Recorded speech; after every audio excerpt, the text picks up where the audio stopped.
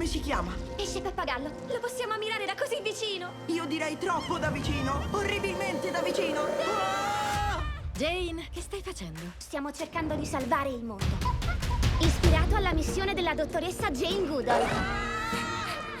Oh! Qui non stiamo giocando se riusciamo a comprendere le specie in via di estinzione. Allora possiamo aiutarli. Esattamente.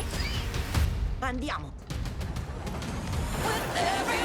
Tuffatevi nell'avventura, oltre ogni vostra immaginazione.